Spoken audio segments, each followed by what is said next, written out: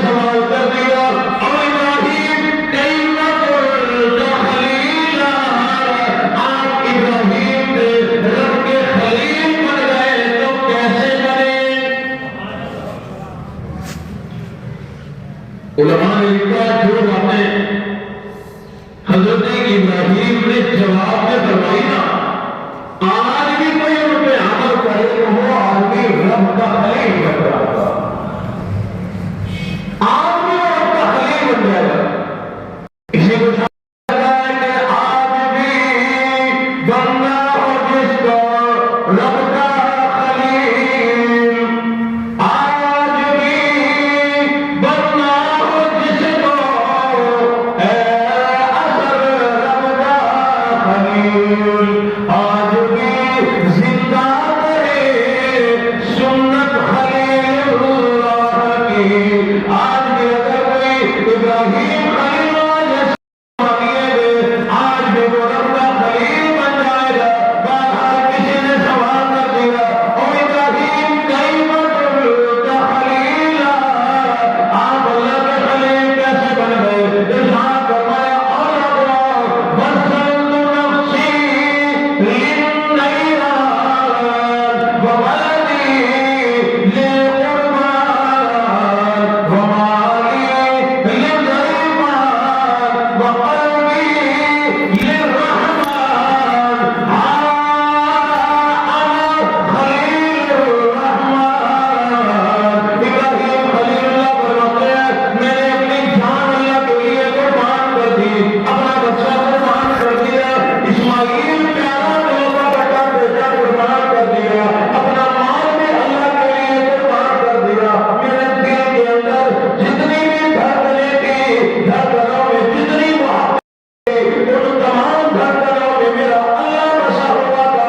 جب میں نے یہ تمام قربانیاں کی، رب نے مجھے اپنا خلیل بنا لیا۔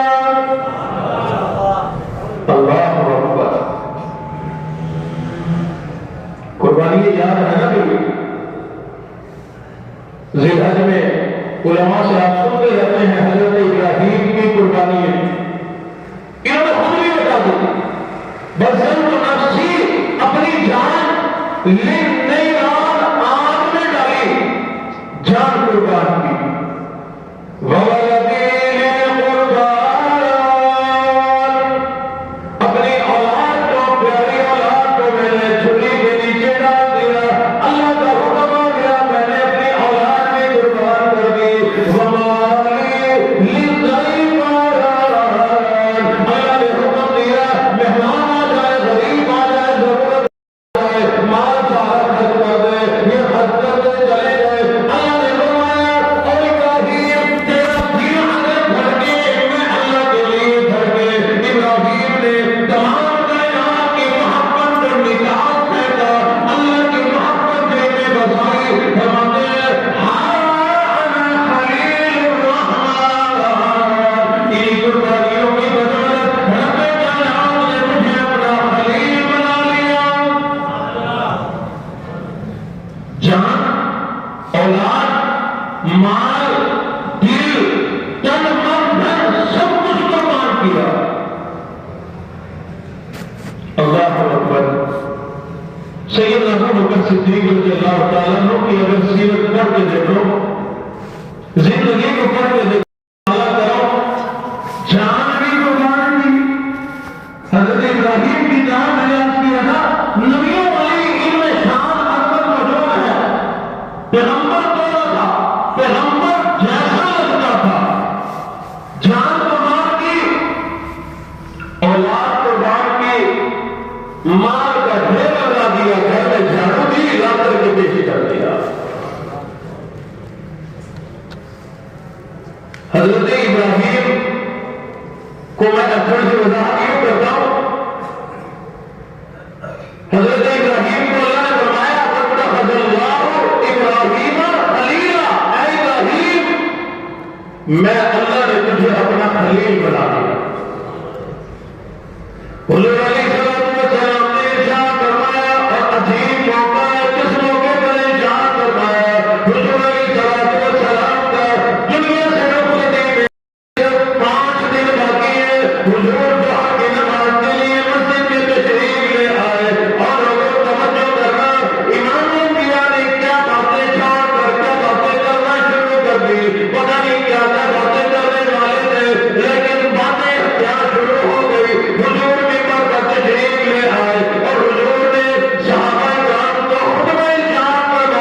یاد رکھنا یہ خطبہ امام الانبیاء کی زندگی کا آخری خطبہ ہے. ممبر پر بیٹھ کر حضور نے اس کے بعد کوئی خطبہ اختیار نہیں کرتا. آخری خطبہ حضور علیہ السلام نے ارشاد فرمایا صحابہ کرام کی جماعت متوجہ ہو جاؤ بڑی قیمتی باتیں تمہیں بتلانے والا ہوں. صحابہ حضرات کو بڑے غور سے سنا کرتے تھے لیکن حضور کے ارشاد پر سب کے سب بڑے متوجہ ہو گئے اور زیادہ قریب ہو گئے تاکہ پوری بات حضور نے فرمایا اور اللہ رب العزت نے اپنے ایک بندے کو اختیار دیا ہے کہ وہ بندہ دنیا میں رہنا چاہے زندگی لمبی کر دی جائے گی آنا چاہے تو اللہ کے پاس آ جائے لیکن اللہ کے اس بندے نے آخرہ دنیا کو پسند نہیں کیا آخرت کو پسند کر لیا.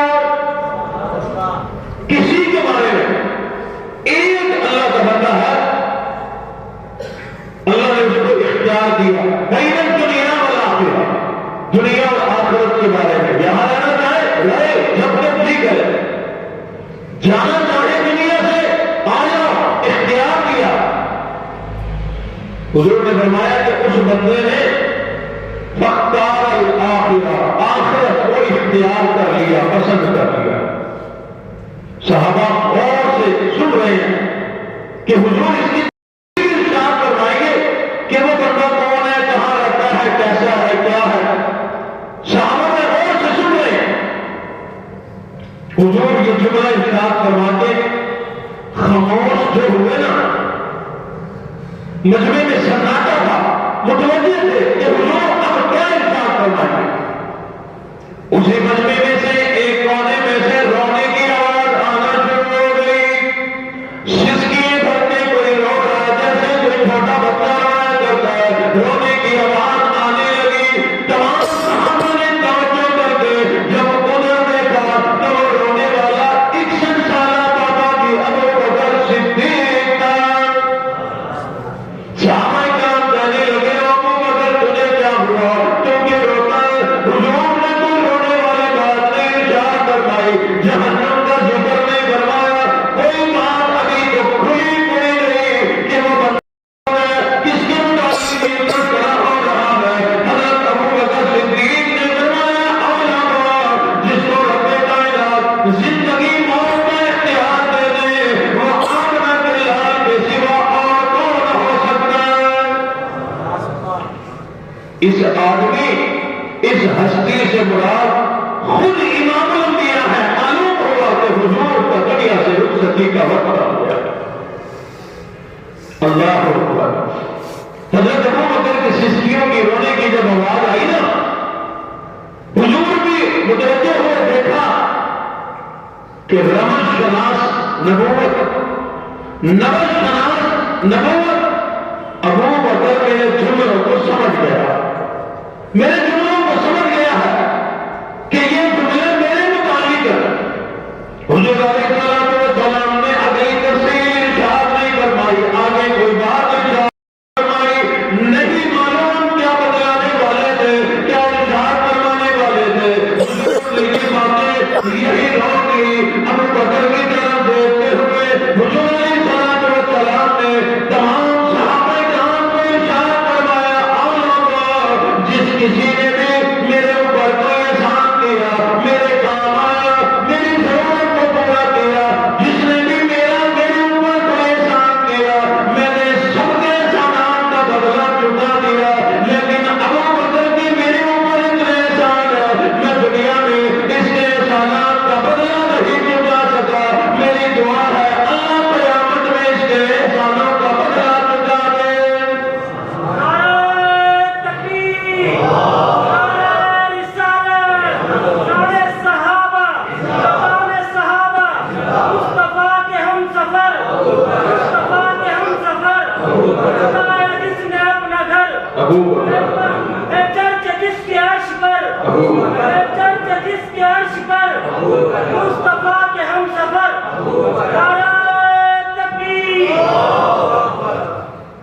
حضور نے اپنا عنوان چھوڑ دیا اپنی باتیں چھوڑ کر ابو بکر صدیق کی فضیلت بیان کرنا شروع کر دیا. اللہ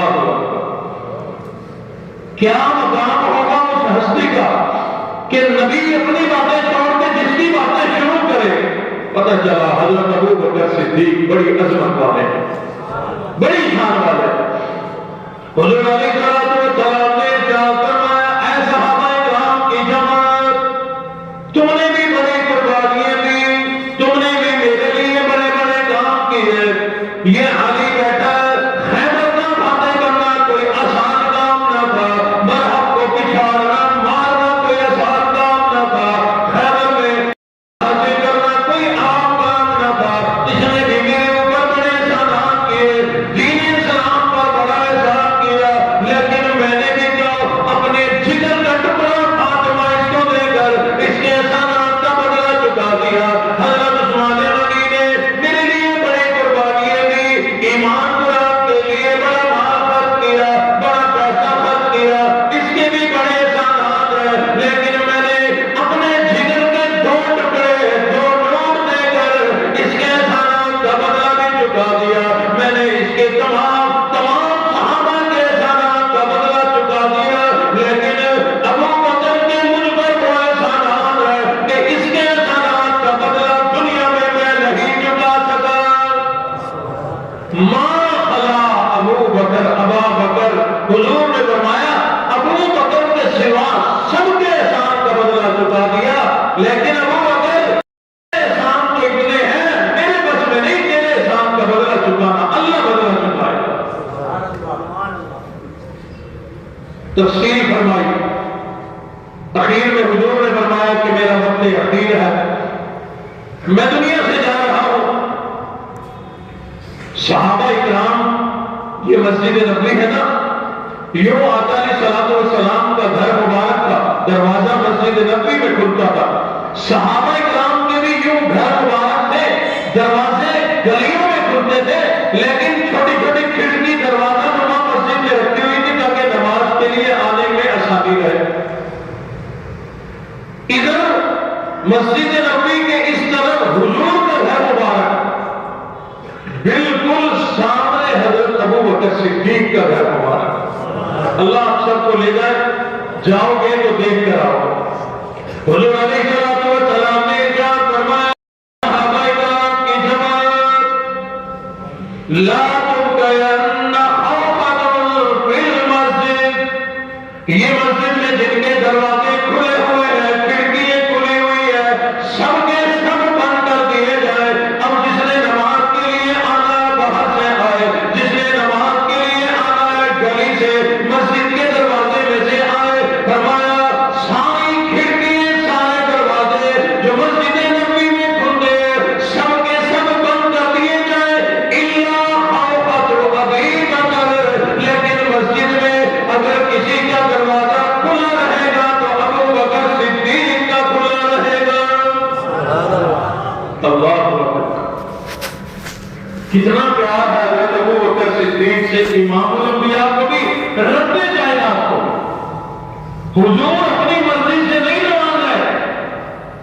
حضور نے فرمایا قرآن مجید 47واں سپارہ سورۃ النجم، حضور نے فرمایا لوگوں میں اپنی مرضی سے اپنے لب بھی نہیں ہلاتا. وما ينطق عن الهوى ان هو الا وحی یوحی، اللہ جو مجھ سے بلواتے ہیں میں وہی بولتا ہوں.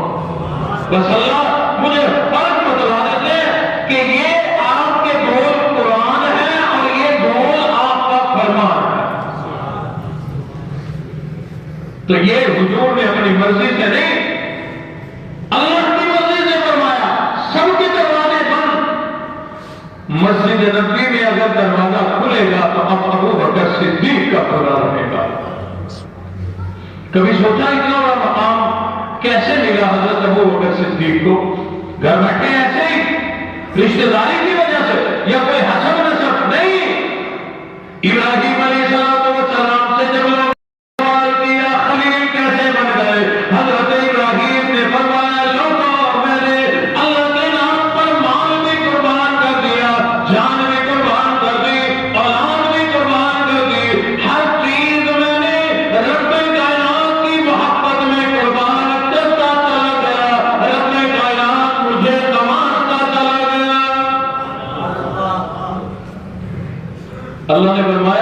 وَاتَّخَذَ اللَّهُ إِبْرَاهِيمَ خَلِيلًا۔ ایک نقطہ سمجھ لیں پھر میں آگے لیے چلتا ہوں۔ اللہ نے فرمایا ابراہیم آپ کو اللہ نے اپنا خلیل بنا دیا، اور حضور علیہ السلام نے ارشاد فرمایا اے صحابہ کرام کی جماعت، لو كنت متخذا خلیلا سوى اللہ کے سوا کسی کو میں اگر اپنا خلیل اپنا جگری یار بناتا، اگر اللہ کے سوا کسی کو میں اپنا خلیل بناتا تو وہ ابو بکر صدیق ہوتا جو میرا خلیل ہوتا۔ پتہ چلا ایک اللہ کا خلیل ہے اور ایک نبی کا خلیل ہے، ایک خلیل اللہ اور ایک خلیل رسول اللہ۔ دونوں کی زندگیوں کا اگر دیکھا جائے، دونوں کی قربانیاں بھی ایک جیسی، دونوں کے انعامات بھی ایک جیسے، رب کی طرف سے آنے والی عظمتیں بھی دونوں کی ایک جیسی ہے۔ حضور علیہ السلام کی زبان مبارک سے رب کائنات نے حضرت ابو بکر صدیق کو وہی عظمتیں عطا فرمائی جو اللہ نے اپنے خلیل ابراہیم کو عطا فرمائی۔ کیوں؟ اس لیے جو قربانی حضرت ابراہیم خلیل کی ہے وہی قربانی حضرت ابو بکر صدیق کی ہے۔ ایک رب کا خلیل ہے، ایک نبی کا خلیل ہے۔ رب نے اپنے خلیل کو فرمایا اور میرے خلیل اپنی جان پیش کر دے، اور میرے خلیل ابراہیم اپنی جان میں اللہ کی راہ میں پیش کر دے۔ ابراہیم خلیل اللہ نے عرض کرتی ہوگی مولا میری جان نار میں حاضر، آگ میں میری جان نار میں حاضر۔ نبی نے اپنے خلیل کو فرمایا او میرے خلیل اپنی جان پیش کر، انہوں نے عرض کر دی آقا میری جان غار میں حاضر، میری جان غار میں حاضر۔ رب نے اپنے خلیل کو فرمایا او میرے خلیل اپنی اولاد پیش کر دے، انہوں نے اپنا اسماعیل پیش کر دیا۔ نبی نے اپنے خلیل کو فرمایا او میرے خلیل صدیق اپنی اولاد پیش کر، انہوں نے عائشہ بھی پیش کر دی رضی اللہ تعالیٰ عنہا، اسماء بھی پیش کر دی رضی اللہ تعالیٰ عنہا۔ انہوں نے بھی اپنی اولاد قربان کر دی، انہوں نے بھی اپنی اولاد کی قربانی دے دی۔ رب نے اپنے خلیل کو فرمایا آ خلیل یہ دل دھڑکے جو میں اللہ کے لیے عرض کرتی مولا اس میں تیرے سوا کوئی نہیں، کوئی نہیں۔ نبی نے اپنے خلیل کو فرما دیا اور میرے خلیل صدیق تیرے دل میں میرے سوا کوئی نہ ہو۔ عرض کرتی ہوگی اے اللہ کے محبوب نبی کھول کر دیکھ لیجیے، امام الانبیاء کے علاوہ کسی کی محبت میں جائے تو یہ صداقت کا تاج لے لیا جائے۔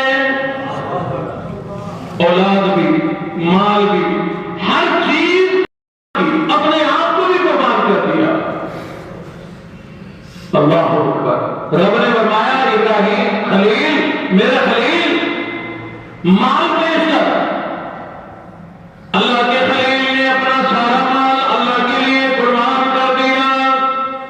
نبی نے بھی اپنے خلیل کو فرمایا او میرے خلیل ابو بکر صدیق آ جا تو بھی اس خلیل کی طرح رب کے خلیل کی طرح تو بھی مال پیش کر دے۔ یہ نبی کا خلیل اپنے گھر چلا گیا، جھاڑو دی، دیواروں پہ ہاتھ پھیر کر، سوئی تھی، کپڑا تھا، برتن تھا، گھر میں جو بھی چیز موجود تھی، گھر میں ابا بھی موجود ہے، بیوی بھی ہے، اولاد بھی ہے، اپنی ذات بھی ہے، سب کے جسم پر ایک ایک کپڑا چھوڑ کر باقی کپڑے ملا کر جھاڑو دے کے سب کچھ لا کر امام الانبیاء کے قدموں پہ نچھاور گھر کی دیوار پہ سوئی بھی نہ چھوڑی تو نے، گھر کی دیوار پہ سوئی بھی نہ چھوڑی تو نے، اس کے سرکار میں گھر بار لٹانے والے کیسے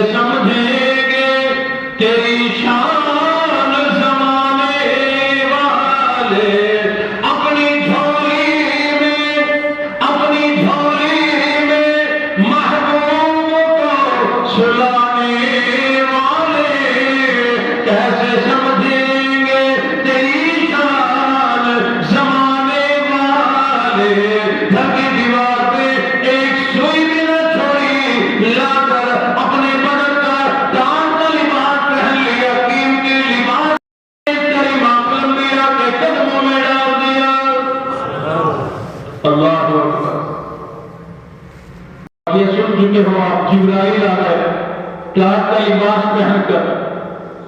حضور نے فرمایا جبرائیل نوا فیشن. عرض کیا آقا ہماری کیا مجال ہے ایسا فیشن نکالے, ہمیں تو کپڑوں کی ضرورت ہی کوئی نہیں, پھر کہنا کیوں یہ نیا فیشن نکالا کیوں؟ عرض کی ہوگی آقا یہ فیشن جبرائیل نے نہیں, یہ آپ کا خلیل ابو بکر صدیق نے نکالا ہے. اپنے تن کے قیمتی کپڑے بھی انہوں نے آپ کے حکم پر قربان کر دیے, رب کی محبت میں قربان کر دیے. جب انہوں نے اتنی بڑی قربانی دی, جان کا لباس پہنا, رب کو یہ ادا اتنی پسند آئی, اتنی پسند آئی. رب کائنات نے صرف مجھے ہی نہیں بلکہ اوپر نظر کیجیے, آسمان کے سارے فرشتوں نے آج ڈانٹ کا لباس پہنا. فرشتے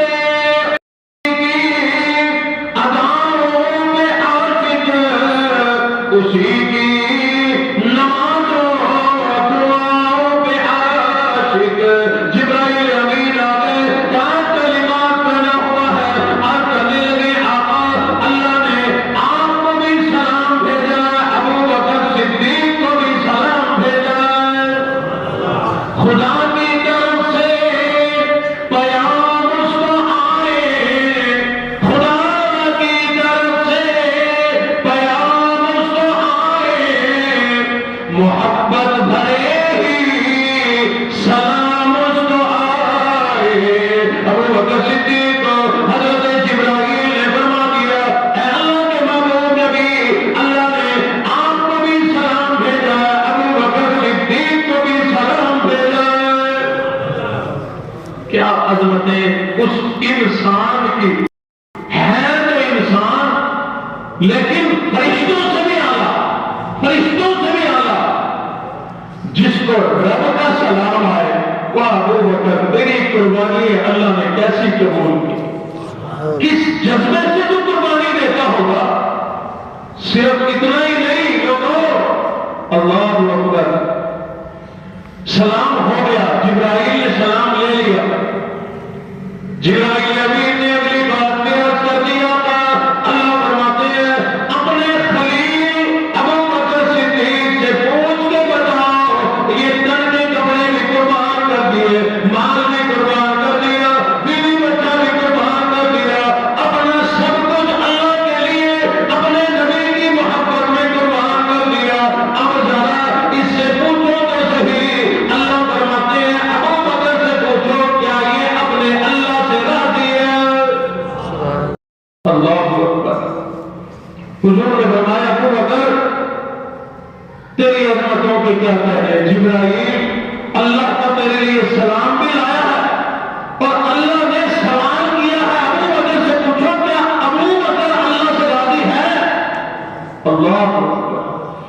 حضرت ابو بکر کی آنکھوں میں آنسو جاری ہو گئے اور عرض کرنے لگے اللہ کی طرف مخاطب کر کے مولا یہ کپڑے قربان ہوئے ہیں, جان بھی لگ جائے, جان بھی قربان ہو جائے, میں بنا رہا, بس آپ کی رضا چاہیے, آپ کی رضا میں ابو بکر صدیق بھی راضی ہوں. اللہ کے خلیل نے ہر قربانی دی, جان بھی, مال بھی, اولاد بھی, ہر چیز قربان کر دی. ابو بکر صدیق نے یعنی نبی کے خلیل نے بھی ہر چیز قربان کر دی. باری آئی انعامات کی, جب دونوں کی قربانی ایک جیسی ہے, انہوں نے بھی ویسی قربانی دی. اللہ کے خلیل نے بھی ویسی قربانی ہے, نبی کے خلیل کی بھی ویسی قربانی ہے.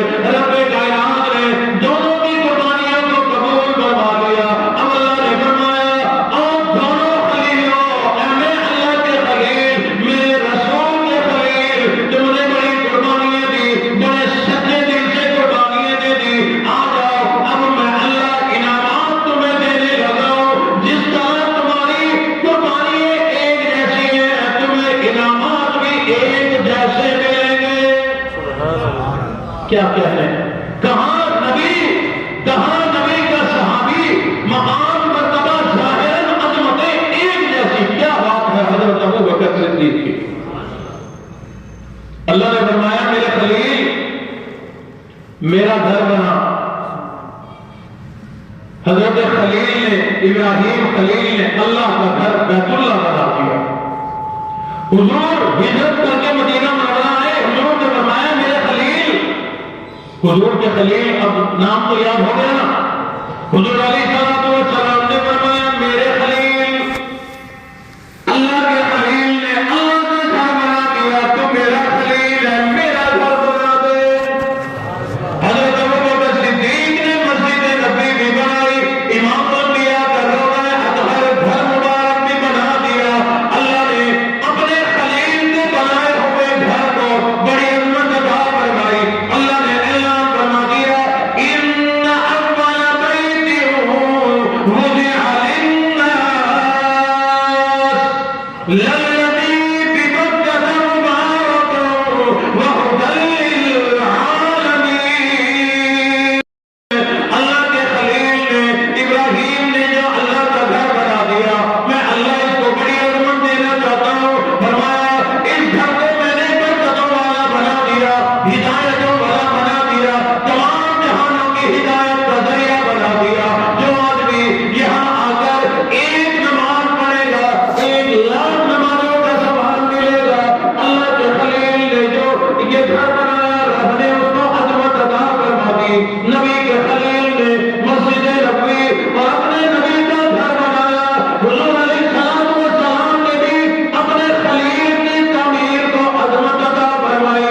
فرمایا ما بین بیتی و منبری روضۃ من ریاض الجنہ.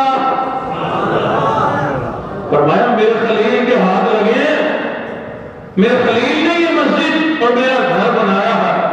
حضور نے فرمایا میرے خلیل تیری اس قربانی کو بھی اللہ نے ایسا قبول کیا، اس جگہ کو اللہ نے ریاض الجنہ بنا دیا.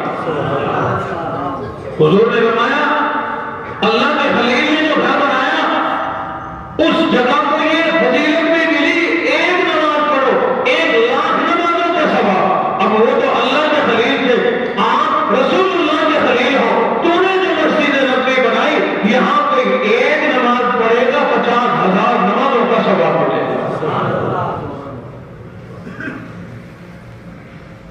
اللہ رب العزت نے فرمایا وَاذْكُرْ فِي الْكِتَابِ إِبْرَاهِيمَ إِنَّهُ كَانَ صِدِّيقًا نَبِيًّا.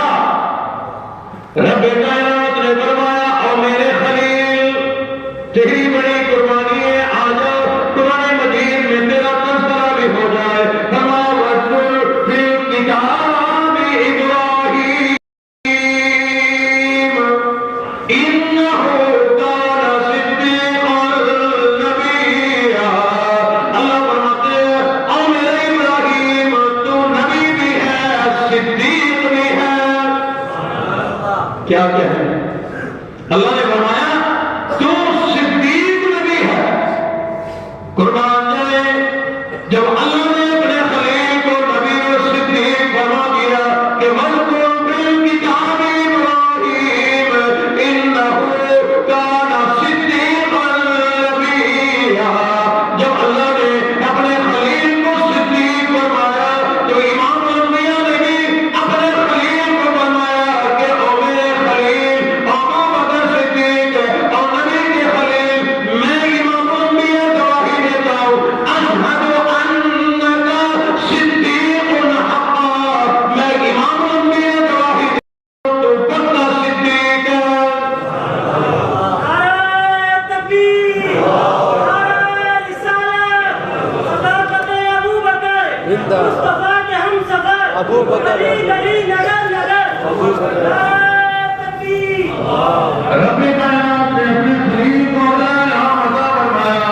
اللہ نے فرمایا او میرے خلیل انی جاعلک للناس اماما.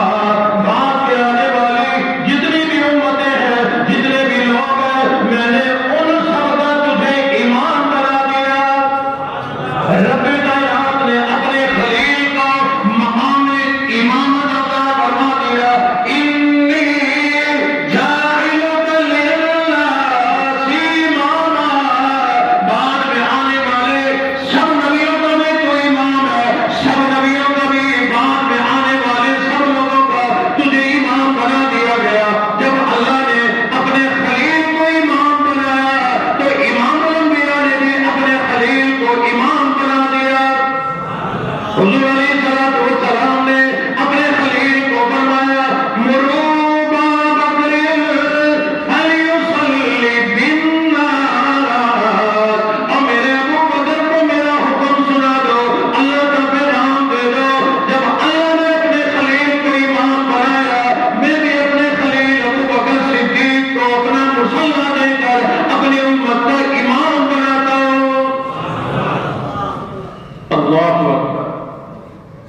تفصیل ہے، قیام مختصر آخری باتیں عرض کرتا ہوں۔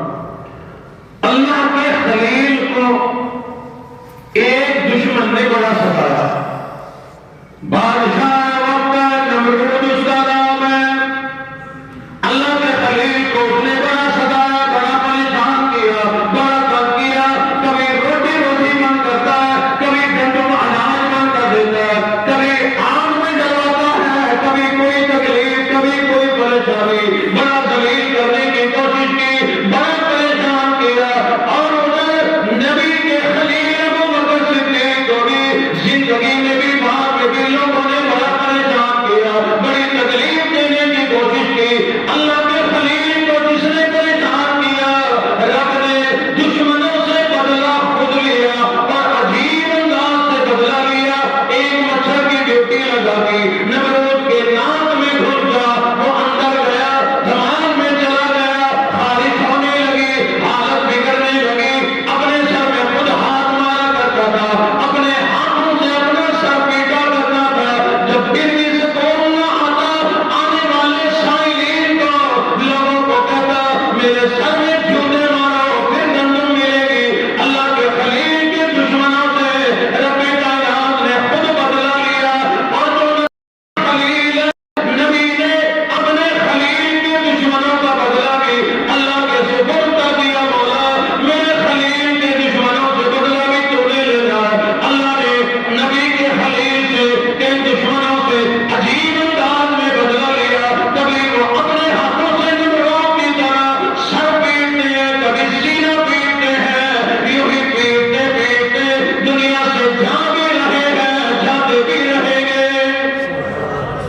انعام بھی ایک جیسا، اکرام بھی ایک جیسا، دشمنوں کا انجام بھی ایک جیسا۔ اللہ اکبر! اللہ نے ابو بکر صدیق کو کیا شان عطا فرمایا، کیا عظمت عطا فرمائی۔ حضرت علی المرتضیٰ شیر خدا رضی اللہ تعالیٰ عنہ کی ذات اقدس ہے۔ کسی نے سمجھدار آدمی نے سوال کیا، اے علی امیر المومنین، نبی کے بعد، حضور کے بعد اس امت کا صحابہ کی جماعت میں سب سے بڑا بہادر کون ہے؟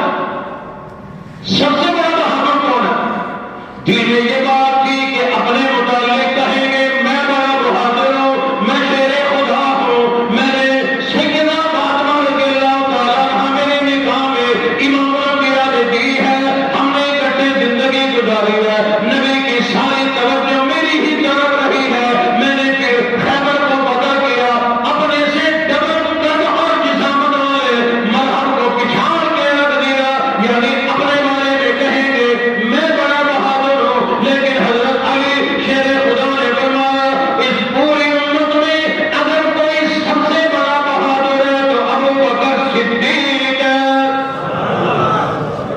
ہمارے جیسا نہیں تھا سبحان اللہ والا کہ واہ جی واہ، کہنے بتاؤ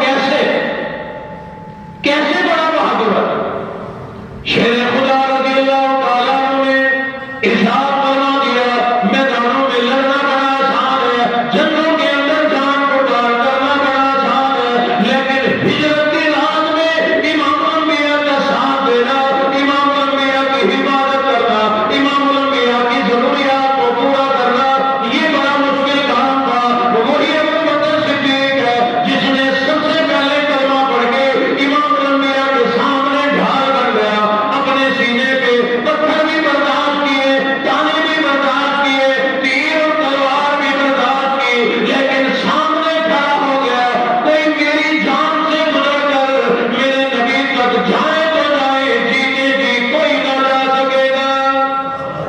اگلا سوال کر دیا کہ ٹھیک ہے بہادر تو حضرت ابو بکر صدیق کا بتاؤ امت میں نبی کے بعد سب سے بڑا عالم کون ہے؟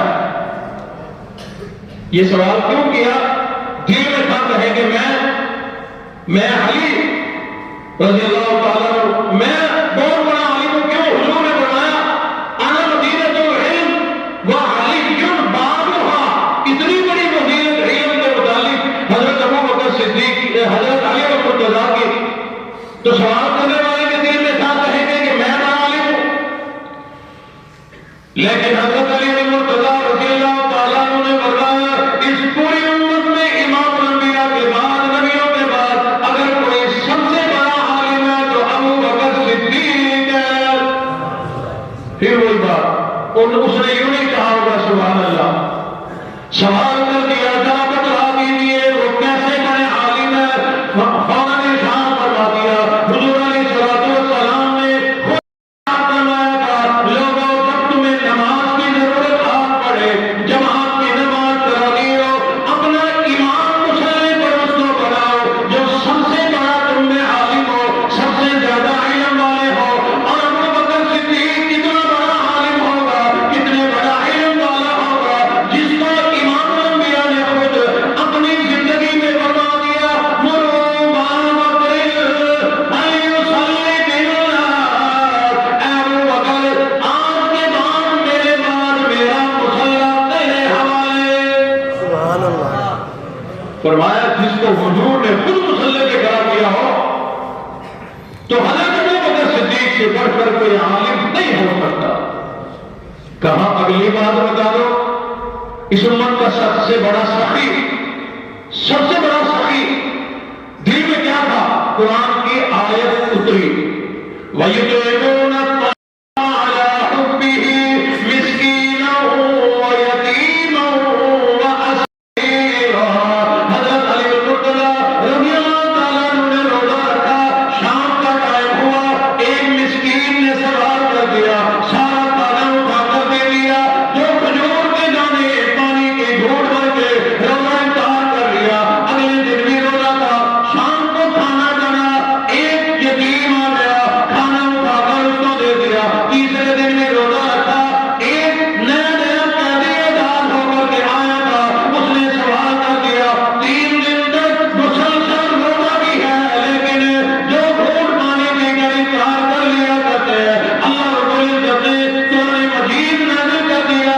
اور میرے محبوب نبی آپ کی امت میں ایسے لوگ بھی ہیں شیر خدا جیسے لوگ بھی ہیں وَيُطْعِمُونَ الطَّعَامَ عَلَىٰ حُبِّهِ مِسْكِينًا وَيَتِيمًا وَأَسِيرًا.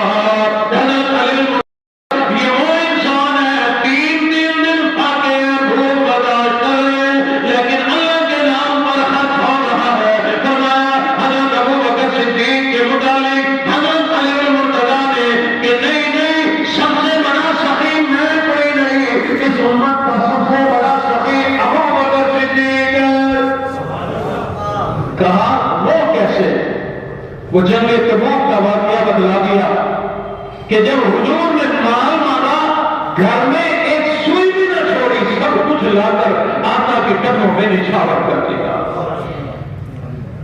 پتہ چلا صدیق بھی ابو بکر صداقت کا تاجدار ابو بکر خلافت کا تاجدار ابو بکر امامت کا تاجدار ابو بکر امام الانبیاء کے متصل خلیفہ بلا حسن ابو بکر. رب کائنات نے اتنی عظمتیں سیدنا ابو بکر صدیق رضی اللہ تعالیٰ عنہ کو عطا فرمائی کہ ایسی عظمتیں 1.5 لاکھ صحابہ کی جماعت میں کسی کو بھی حاصل نہیں.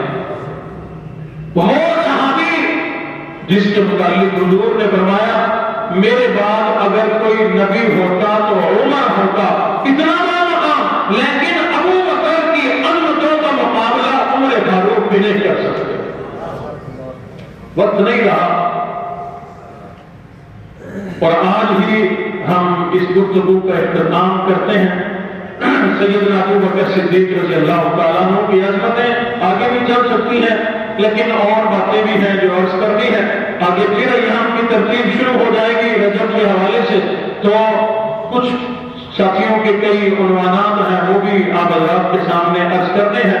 بہرحال 22 جمادی الثانی حضور علیہ السلام کے وصال کربلا کے سال کے بعد حضرت ابو بکر صدیق دنیا سے رخصت ہوئے.